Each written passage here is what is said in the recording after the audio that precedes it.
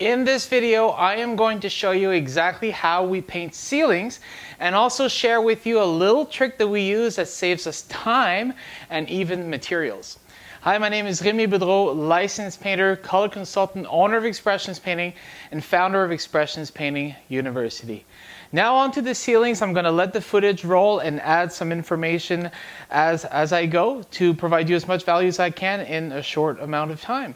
So if you notice now, I'm taking the roller and I'm unpacking it from this red contraption. And this is actually part of the trick that we use that I wanted to share with you guys.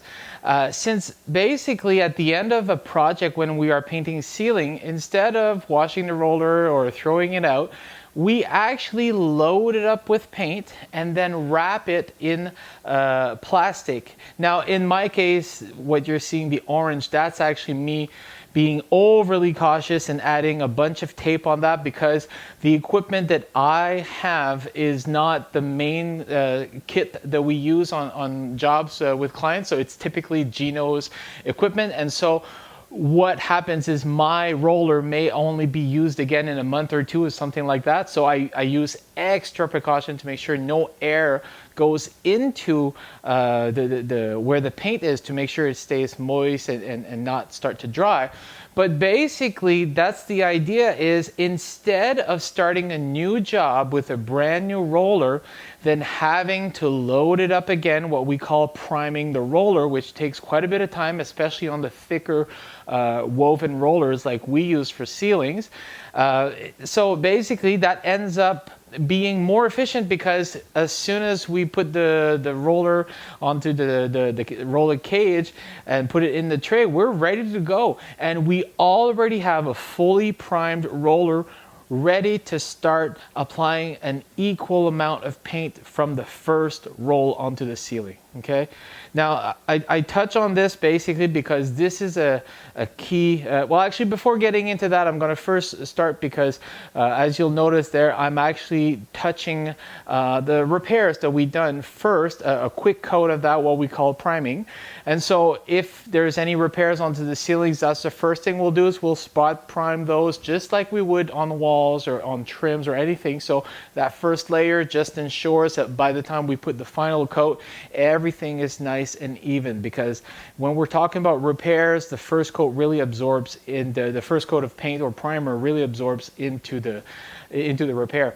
And so what I was saying is that a lot of times homeowners, if they attempt to paint ceilings themselves, or I've even seen in many cases professional painters or especially apprentices, when you're beginning the trade of painting, it's typically for us, I remember when we used to train a lot of guys, it took about a year before we felt a painter was ready to start working on ceilings, because that's a whole other ball game when you're talking about working overhead and ensuring that you keep a consistent finish, right?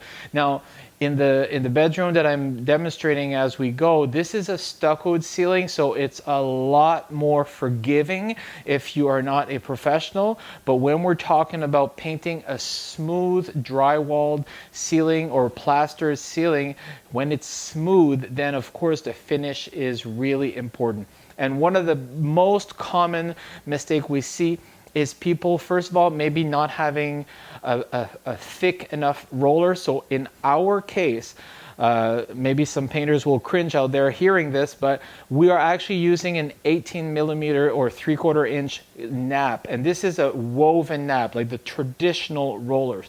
This might be a bit thicker than a lot of you are thinking would be needed. I know for the longest time we used to use about a 15 millimeter nap, and that's probably where I would recommend starting if you're early in your career, or especially if you're a homeowner. But the logic still applies of what I'll explain next. Is basically you want to make sure that the roller nap is saturated with paint, so paint is fully absorbed all the way to the core of it. And once that's done, as you dip into the tray to load up the roller, the biggest mistake is people tend to go way too far with that dip and stretch it out, and then you're starting to use some of that paint that's inside the nap. So in a way, you can kind of look at the paint that's buried inside the nap as something that's always going to stay consistent, that you're not barely using. It just serves as filling that roller to create a nice sponge-like texture, which allows you to then roll out in a uniform layer the additional paint that you have on top of the roller.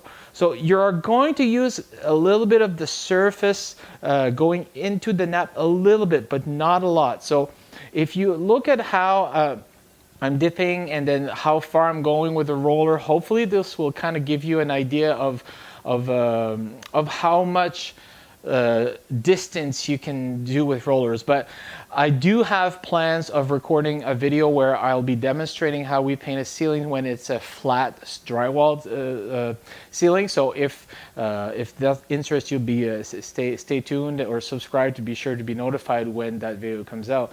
But essentially, when it comes to ceilings, the first thing we typically do is always cut everything that's in the middle.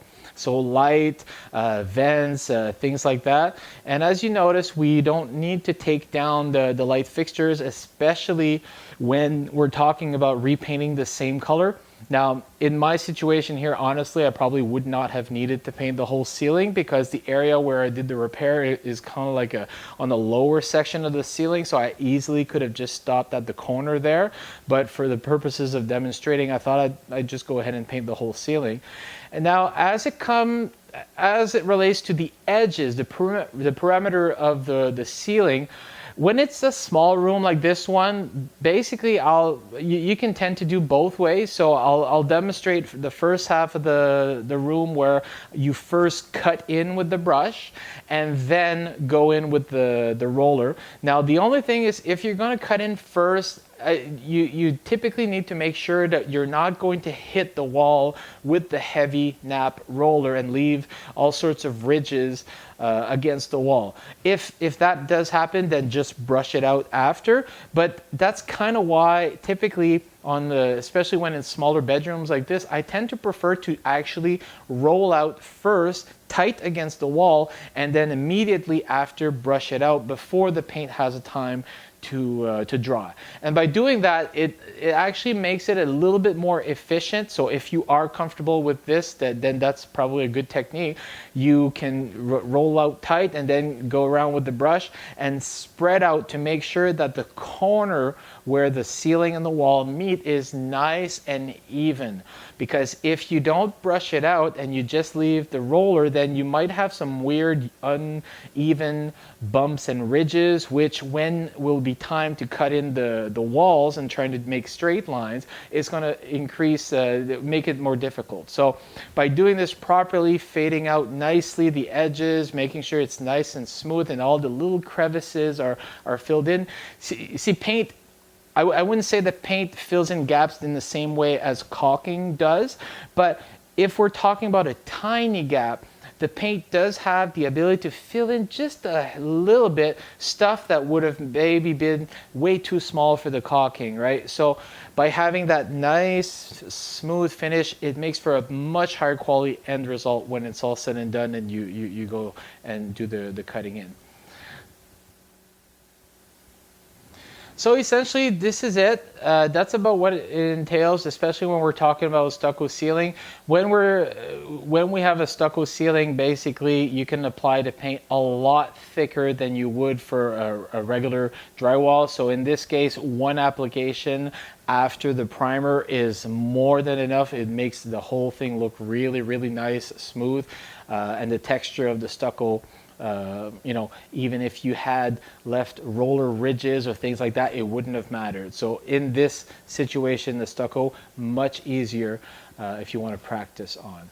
Now, as far as the thickness of the roller, because we know that we don't dip too much into the nap, that's why it doesn't really make as much of a difference whether we're talking about a 15 mil or 18 mil.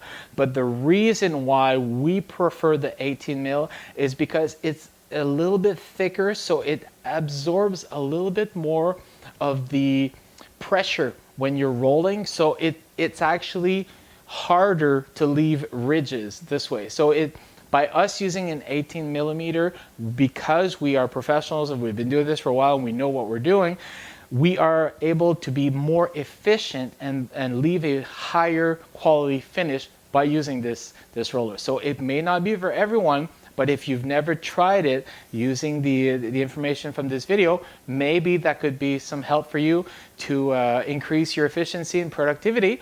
And of course, at the end, give this a try. When everything is done, we take the roller sleeve off of the cage after we filled it up nicely with some more paint, wrap it up in plastic again, and then tuck in the ends of the plastic inside the roller to make sure nothing dries in there.